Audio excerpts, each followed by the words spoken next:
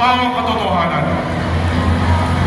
Iwan ninyo ang inyong mga kasalanan at gawin ninyong matuwid. Dumarating na ang tagapagligtas na nanggaling sa langit. Magsipaghanda kayo ng mga kasalanan ninyo at ang dumarating sa ulian ko. Kung kikilalanin ninyo, ay magpapatawad sa inyo.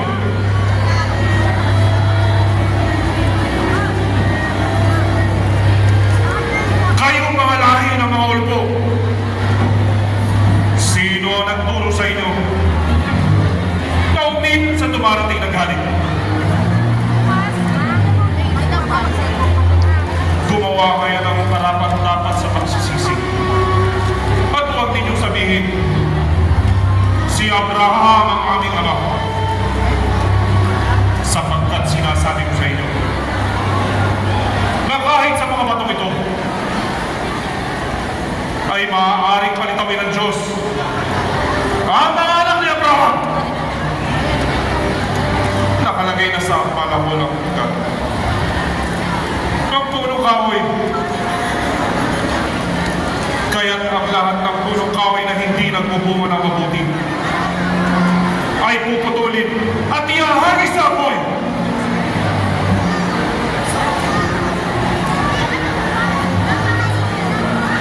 Sa mga tuwid baga, ano ang dapat namin gawin?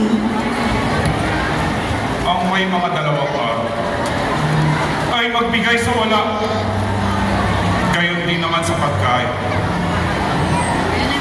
Bigyan niyo silang walang sukat makain.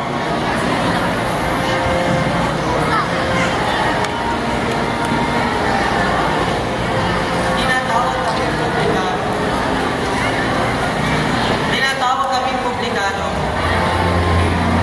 Nasaya ngayon ay kinayayutan ang pangalang ito. Ngayon na ay sabihin ko, ano ang ibig mong gawin natin?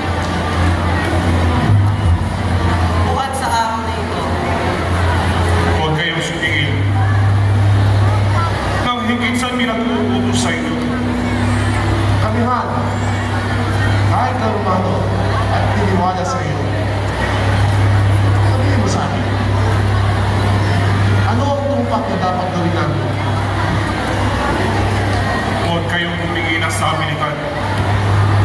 Kanino mga tao?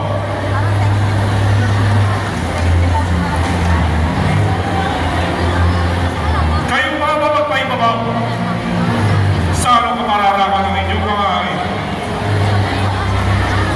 ang Panginoon ay puno ng hangin na sinusunod. Sino ang humingi nito sa inyong mga kamay? Upang yakapan ang kalooban ng Diyos sa ating kalangitan. Sama ninyo mga mapagpaibabaw, magsipagsisi kayo. Sino ka baga?